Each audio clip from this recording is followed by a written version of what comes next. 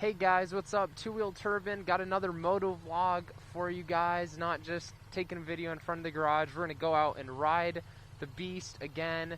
And recently I just uploaded the top 5 things that I hate about this bike. So if you haven't seen that yet, I'll put up a little thing that you could click on. It's definitely, I think, a cool video to watch because not a lot of people, I'm pretty sure like basically no one on YouTube has really given a lot of disadvantages to this bike yet. So I kind of made a video discussing that, some of the things that are wrong with this bike. But today's video is going to be the opposite, and it's a much more happy video and really is pretty easy to come up with for this beautiful bike. But we're going to be talking about the top 5 things that I actually love about this bike. And the first one, really, I don't even have to get out and ride yet. So that one is just simply the road presence. I mean, before I got this bike, it was really funny. I was on my dad's Goldwing and I was riding, and on the other side of the highway I saw the exact spec of the one that I was going to get. And I mean, when I saw it, I was like, what? There's like no other bikes that have this type of presence. I mean, the really angular geometry and just beautiful sharp lines with these just insane, look at those daytime running lights. I've never seen a bike with DRLs that look that nice. I'm sorry. You know, there's a lot out there, but none of them pull it off as awesome as this Super Duke R. Single-sided swing arm. Look how beautiful that is. I mean, it just looks so exotic and different from everything else out there that, I don't know, it just allures a lot of people to it. Look at this beautiful, you know, the way the exhaust kind of runs around, Brembo brakes. So yeah, just the road presence is definitely the first thing that I love about this bike. But enough with that, let's hop on and talk about some other points.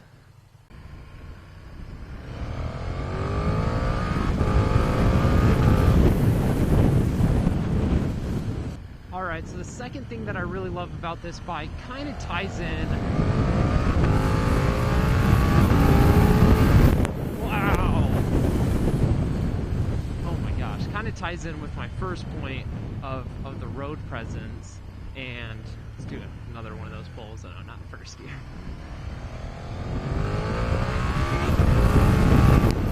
Golly. So, that point is, sorry I keep getting distracted, is just the uniqueness of this bike. You know, living kind of in a good area where a lot of bikes are sold and stuff, it's interesting to see that these 2020 and these just Super Duke Rs in general are not really that common to see for sale.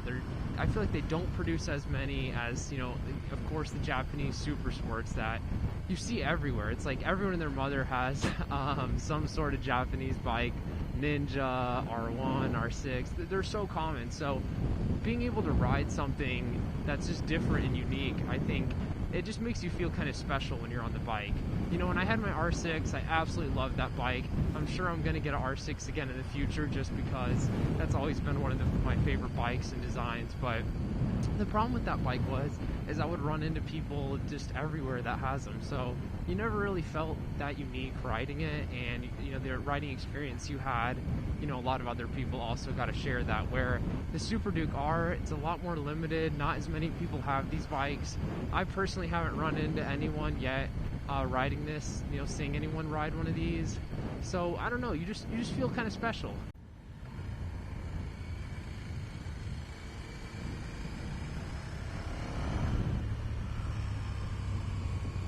Rained a little bit yesterday, so we can't go too hard in any of these corners, but yeah, on to the third point of this bike that I love is the torque. I mean, that's really what this bike is kind of all about, is the amount of torque that it produces all across the rev range.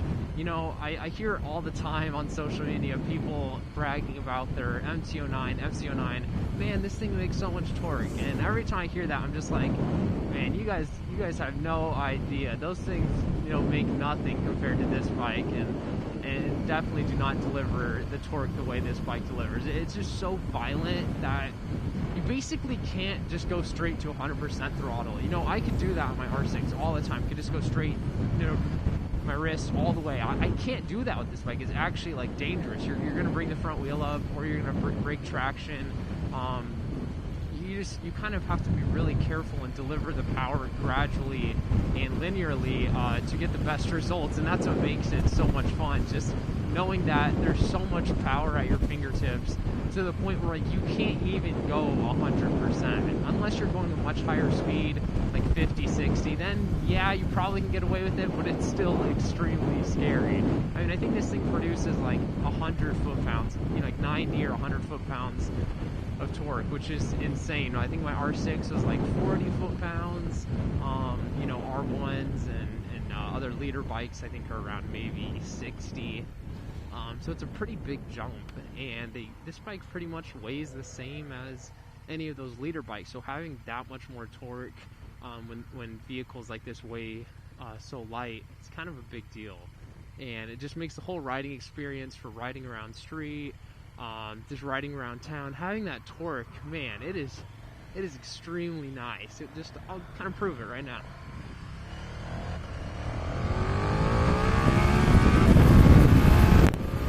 Wow.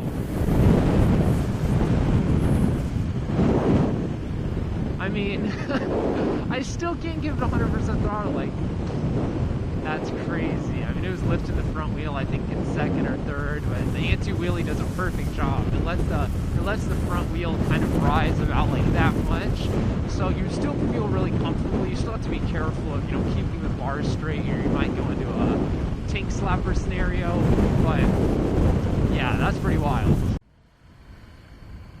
Alright, so the fourth thing that I really love about this bike, and going from an 06 R6 is just a huge difference, is the TFT and electronics that come with this bike. I mean, it's amazing what KTM did.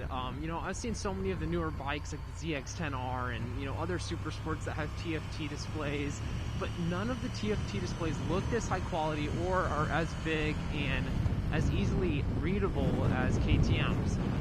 Just those huge bold letters, the way they have the tach set up, gear indicator. I personally don't think I don't think anyone does it as good as them, personally, right now. I've seen Ducati Street Fighter V4 TFT display. It just looks a little too busy. It's just not as, KTM did this so well that it's really legible. Put the stuff that's important to be put on there, and, you know, look at this. I mean, what bike has a custom control where on the fly you just press something like this? Oh, I don't think it's going to do it because I'm on fuel reserve. What bikes have these custom switches that you can assign different functions for? For example, there's a C1 and a C2, so you'll see on my right hand that if I push this forward on the fly, it'll take me straight to my ride modes just by a little press, you know? I mean, it's just like the attention to detail of controls and stuff like that that KTM came up with, where on the fly, it just one little press and you can start switching your modes. That's pretty amazing. I don't really see that in any other bikes at all. And just the color and the quality of this TFT display is unmatched. You know, I've seen R1 TFT displays, and they're much smaller. And just like if you take the diagonal length of the screen and just put them side by side, you start to really see where KTM is, in my opinion, kind of in the lead with TFT displays. It's pretty amazing what this bike's got. You know, when tying into the TFT, the electronics that they developed, the traction control, anti-wheelie, launch control, motor slip, all these just crazy things. You even can change the ABS where the rear tire can spin, and you can lock it up. So you have all these, you know, abilities to modulate and change. And KTM did it in a way where it's not really intrusive at all. It just works.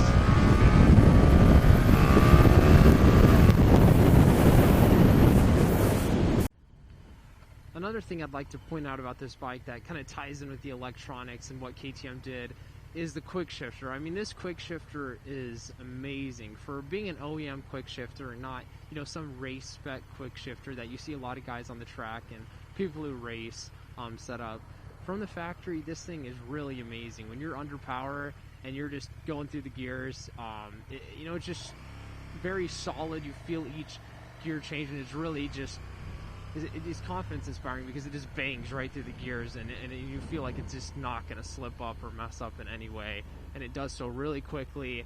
And it is so important on a bike like this where you have so much torque and you need to really be holding on as best as you can, not reaching, taking your fingers off and reaching for the clutch. You've got to be focusing on the bike, because it really is that quick, and having that quick shifter is amazing. Alright, so on to the last thing that I love about this bike, and this is probably the most redeeming quality of these Super Duke Rs, and that's the ability to just do everything. I think if you could just have one bike for the rest of your life, this is probably the answer. I can't think of a better bike, because what you can do is you can set this bike up for just normal city riding like I'm doing here, if you had to ride around tight spots, and it does so really well. The fueling's really good. It doesn't feel like you're in a jackhammer because the fueling is not set up right. Really smooth power delivery. But you can also do long distance touring. You can, you know, as in my last video I was saying how there really isn't touring solutions, but one of my viewers pointed out that maybe I haven't been looking as much as I should, as there are a lot of solutions. So you can even do touring on this bike, which is pretty amazing with this really comfortable seating position. And although it has this really upright, comfortable seating position, you can still move your butt back, and the pegs are high enough where you can go do track days. So, you know, just having this ability to kind of do all these different tricks is amazing while looking just awesome. I mean, dang, that looks cool. Looking in the reflection, it looks so sick. But, I mean, it's just like, the versatility of this bike is unmatched. You could go from the track to the next day riding 500 miles. And, you know, something like a Super Sport leader bike, my 600, those are really just set up for the track. You know, when the engineers are developing those bikes, they're not really keeping street mind, you know, the street use in mind, because that's just not the purpose of those bikes. They're developed to give you the fastest lap times and just be the best on track. So they're kind of like a one-trick pony in a way, because that's really all they're meant for, where a bike like this can really do it all, and on track with a good enough rider probably beat, you know, a lot of guys on Super Sports. There's so many good things to say about this bike. Those were kind of the 5 things that I could come up with that I felt like were most important with sharing with you guys. You know, if you feel like I left something out, you're a Super Duke R owner, let me know. I'm sure you guys agree with me with the amazing torque this bike has and a lot of the things I said. But yeah, it's really fun filming videos with this bike and just feeling the amazing acceleration that it brings. It's truly incredible. But yeah, guys, I hope you enjoyed this video. Sorry I couldn't get too many pulls in. I think I got a few good ones. I think I hit the daily 100 a couple times. It's pretty easy to do so on this bike. And yeah, guys, stay tuned for more videos with this bike. I'm going to be making a lot more, kind of coming up with some newer ideas that you haven't seen on YouTube yet. So be on the lookout for that and other bikes and things of that nature. So yeah, guys, see you on the next one. Thanks for watching.